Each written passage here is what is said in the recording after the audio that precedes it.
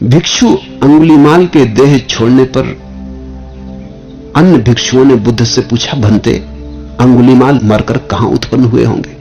ये जिज्ञासा स्वाभाविक थी, क्योंकि अंगुलीमाल बड़ा हत्यारा था।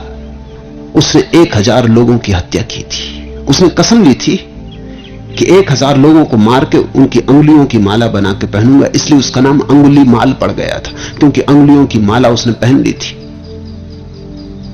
उसने 1000 लोग मार डाले थे। वो बड़ा भयंकर हत्यारा था बुद्ध के समय का।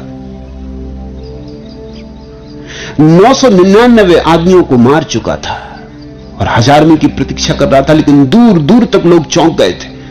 तो जिस जंगल में छिप के अंगुलीमाल रहता था, वहां कोई जाता नहीं था, जाए ही नहीं कोई। उसकी मां नहीं जाने को राजी थी, क्योंकि लोगों को डर था, लोग जानते थे वो मां तक को मार डालेगा, उसको तो 1000 का व्रत पूरा करना।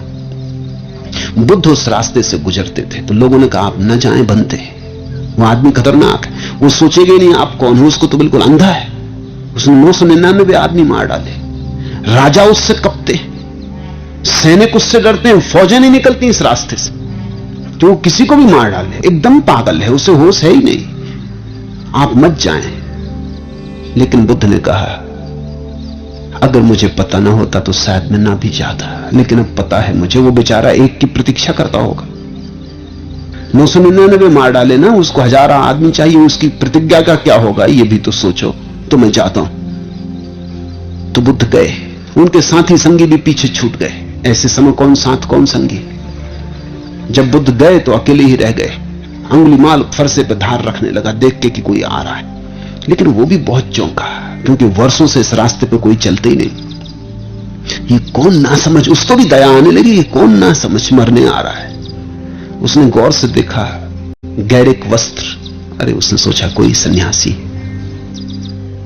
गया बेचारा काम से, इसमें कुछ पता नहीं है, गांव के लोगों ने भी बताया नहीं, मालूम होता। ऐसा सोचने लगा, फरसे पे धार रखी। जैसे जैसे बुद्ध करीब आने लगे, वैसे वैसे उसका भाव बदलने लगा, उसे दया आने लगी। उसने अपने मन में सोचा, अंगुलीमाल तुझे हो क्या रहा है?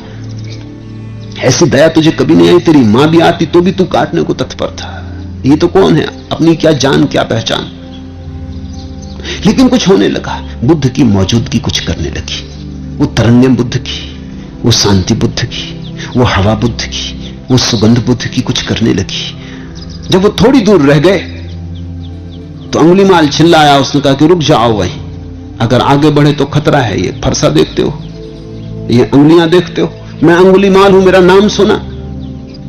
गगन काट के अंगुलियों की माला बना लूंगा और मेरा व्रत पूरा करना है मुझे, और कई सालों बाद तुम दिखाई पड़े हो, कोई और आता भी नहीं, मगर तुम्हें मैं एक मौका देता हूं। न मालूम कैसे कमजोरी का क्षण है मेरा कि मैं तुम्हें एक मौका देता हूं, भाग जाओ, लेकिन और करीब मत आओ, मैं आदमी बुरा हूं, जरा भी आगे मत चलो। बुद्ध ने कहा, पागल, मेरा चलना तो कई वर्ष हुए तब बंद हो चुका।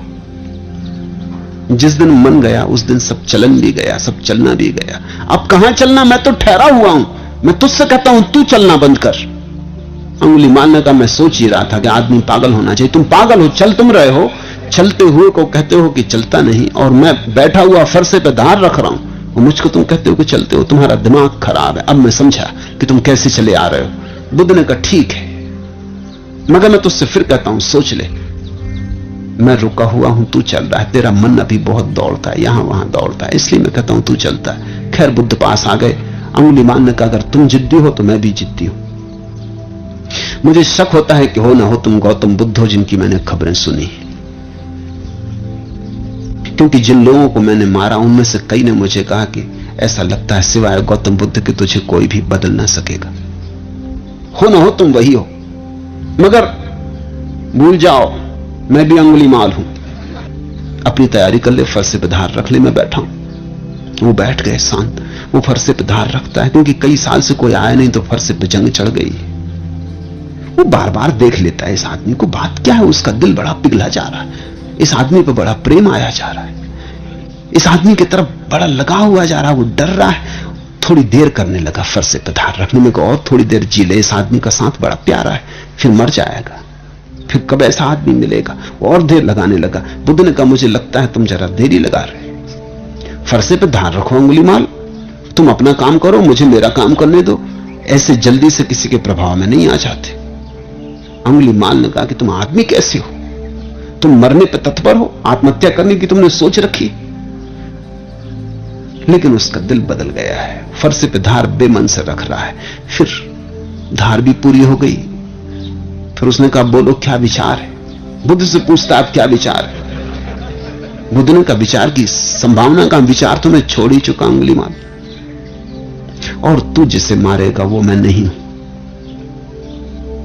और जो मैं हूं उसे कोई भी मार नहीं सकता। कौन फरसा मुझे छेद सकेगा। अंगुलीमाल ने आंख में आंख डालकर देखा, इस आदमी को मारना असंभव है। लेकिन फिर भी जिद, पुरानी पुरानी आदत, वो अपना फरसा लेकर खड़ा हो गया। उसने कहा कि ठीक है, दो आदमियों की जिद अटकी है, तुम बुद्ध हो, मैं अंगुलीमाल हूं, इतनी जल्दी हार नहीं जाऊंगा। मगर ये क्यों मेरा दिल कमजोर हुआ जाता है, क्यों मेरी छाती बैठी जाती, मैं तुमसे पूछता हूं। बुद्ध ने कहा इसका कारण है, मारने में कुछ कला है ही नहीं अंगुलीमाल, ये तो बच्चे कर सकते। तू देख सामने वृक्ष है, इसकी शाखा काट के मुझे दे दे।